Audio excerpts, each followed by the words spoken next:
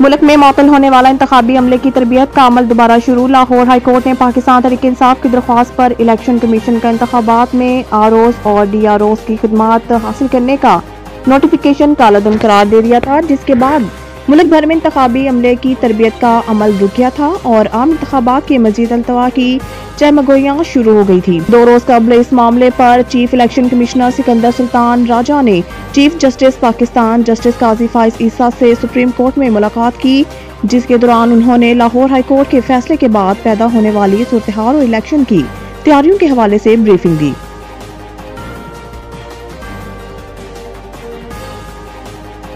आसिफ जरदारी की governor house KP में party रहनुमाओं से मुलाकात, अंदरूनी कहानी सामने आ गई। सदर अली आसिफ जरदारी ने गवर्नर हाउस में गवर्नर केपी गुलाम अली से मुलाकात की, जिसमें पीपल्स पार्टी का वफ्द और JUI पे के रहनुमा भी मौजूद थे। मुलाकात में सूबे के सियासी मामलात पर तबादला ख्याल किया गया।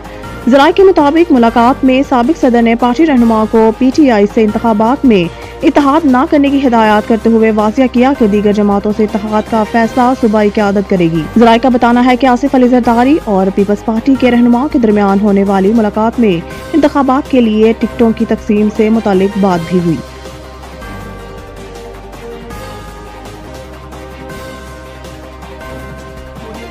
कोई आपको लाए और आप इसकी ना सुने तो नतीजा PTI की सूरत में सामने है। परवेज खटक का कहना था कि आप सारा वक्त किसी से अपनी खिदमत नहीं करवा सकते, कुछ सुनना भी पड़ता है, फैसले एक तरफा नहीं होते। लेकिन खान साहब अपनी मर्जी करते थे और किसी की राय नहीं लेते थे। परवेज खटक का कहना था कि जनरल रिटायर्ड बानी PTI के अच्छे ताल्लुकात थे, वो जनरल फैज को सपोर्ट करते और इनकी मदद भी करते थे। परवेज खटक ने कहा कि इमरान खान एस्टेब्लिशमेंट के साथ भी ऐसा ही करते थे, लेकिन कोई आपको लेकर आए और आप इसकी ना सुने तो नतीजा आपके सामने है।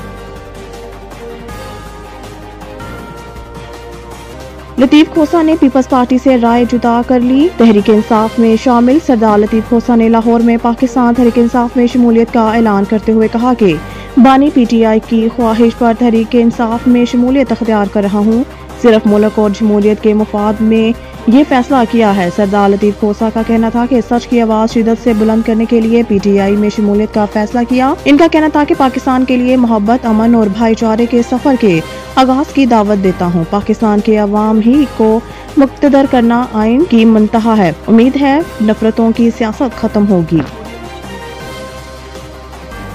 नवीद टिक्का शॉप, मुंशी महल्ला चौक। नया अंदाज, नया जायका और मयार एक साथ।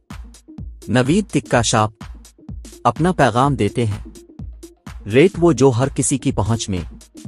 नवीद टिक्का शॉप की नई आइटम में फिश टिक्का, चिकन पकौड़ा, सज्जी, चिकन टिक्की, आलू चिकन टिक्की, शामी कबाब, बेहतरीन और साफ सुथरा माहौल, जायकेदार बेहतरीन खानों का मरकज।